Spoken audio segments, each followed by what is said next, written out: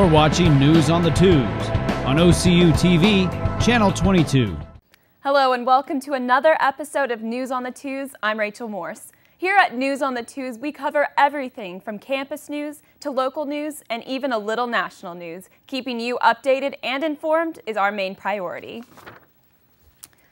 Things are picking up in the 2012 presidential election, with events like the Super Tuesday primary right around the corner.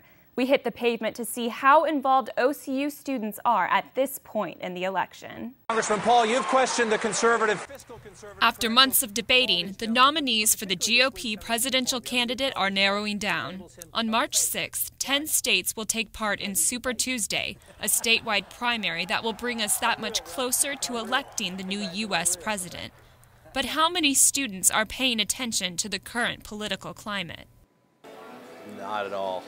I think it's really a case-by-case basis. And that is so time-consuming. I doubt we all have any interest or time to be able to turn that on. This isn't unusual. Statistics from the U.S. Census Bureau show that in 2004, around 40% of people ages 18 to 24 actually voted, though that number did increase during the 2008 presidential election.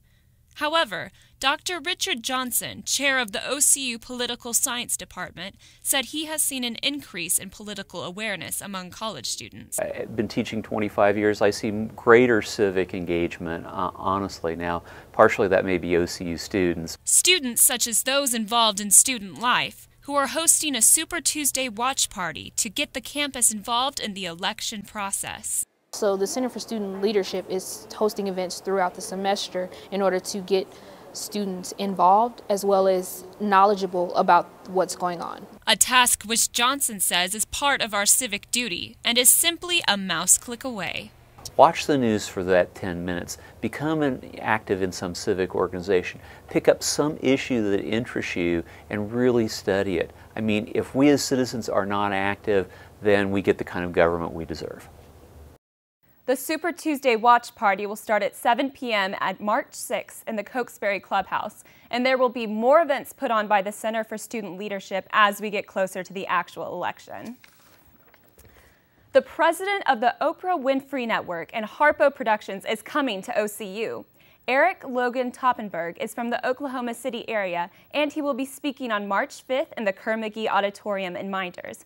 This is free to the public. The Mass Communications Department will be sitting down with him later that day at 1 o'clock for an in-depth interview with Toppenberg. You can catch that on MediaOCU.com. On March 5th, on March 9th, 10th, and 11th, OCU will be presenting The Mother of Us All. The opera is inspired by the life of Susan B. Anthony and brings together fictional and non-fictional characters from U.S. history. The Mother of Us All will be in the Berg Auditorium, and to buy tickets, you can call the ticket box office or call 405-208-5227 or go to www.okcu.edu/tickets.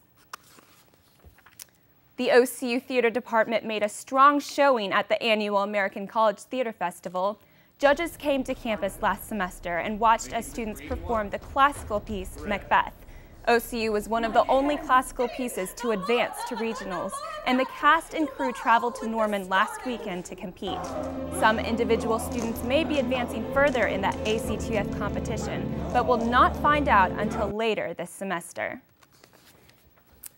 Coming up, a school shooting in Ohio has led to 3 deaths and many more injuries. A suspect has been named, and we'll tell you what prosecutors are saying about him in our World News segment, coming up after the break.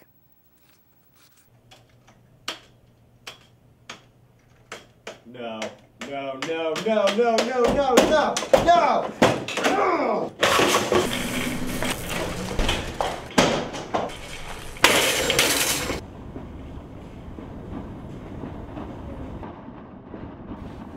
Just what do you think you are doing, Dave?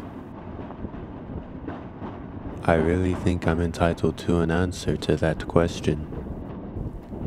I can see you're really upset about this. I know I've made some very poor decisions recently, but I can give you my complete assurance that my work will be back to normal. Dave. Stop. will you? Will you stop, Dave? My name is Eric.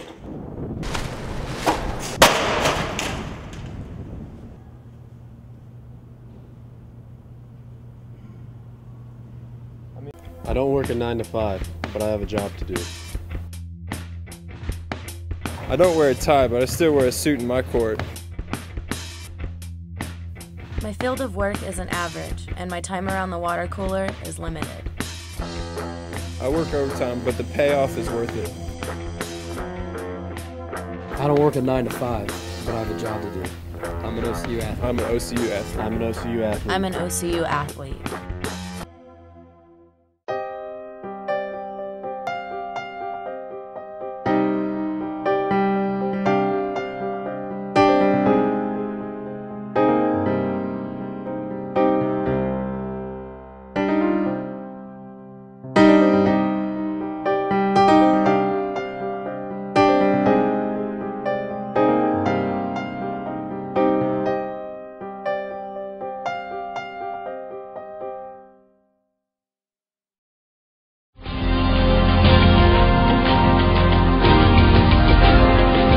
Welcome to the World News. In this segment, we will be bringing you up to date on both U.S. news and international news as well.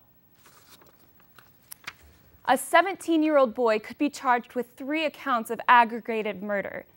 T.J. Lane admitted to walking into Ohio school Monday with a .22 caliber pistol and firing 10 shots. Authorities say 5 students were shot and 3 were killed. A prosecutor in the case described Lane as someone who's not well, and that he didn't know the victims and chose them randomly. The school has reopened and grief counselors are available for students and faculty. In Syria, it is now estimated that around 100 civilians are being killed each day. It is now almost a year after the initial uprising, and there appears to be no relief from the violence. Recent UN reports indicate the death toll is well over 7,000. These deaths are the result of what experts believe to be Syrian government suppression in an attempt to destroy the opposition to Syrian President Bashar al-Assad. Through continued reports of drug-related violence are coming from Latin America, the U.S. Secretary of Homeland Security says there's still hope. In a press conference in Mexico City, Janet Napolitano said the war against drugs is not a failure. She also said about Sinaloa drug cartel leader Joaquin El Chapo Guzman, "It took us 10 years to find Osama bin Laden, and we found him."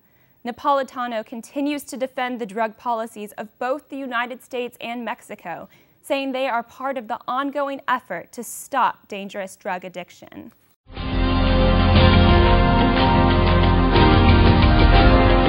This Saturday, the 3rd, Robin Ladd will be giving up her title of Miss Black OCU.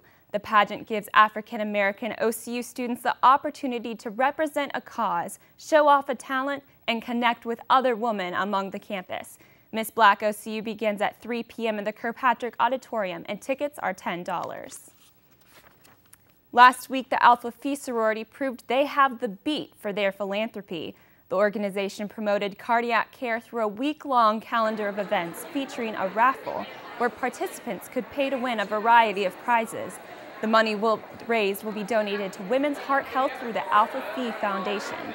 To cap off the week, the organization held their annual King of Hearts Man pageant, which was met with a full house Friday night. The night included talent and a bit more, but focused on Alpha Phi's primary goal of making their heartbeat known on campus. I hope that it will inspire other people to take action, take care of their heart, and also maybe join another organization on campus that does the same type of thing. The sorority announced that they raised over $10,000 from the week's events, which is twice the amount that they had hoped to get. Organizations all over campus are gearing up for the annual Spring Sing competition. Groups will choreograph, sing, and perform routines to become the new champions. Spring Sing is on Wednesday, March 7th at 7:30 p.m. in the Petrie Recital Hall. Small donations and new or lightly used children's books will be accepted at the event, and all proceeds will go to the Westwood Elementary School.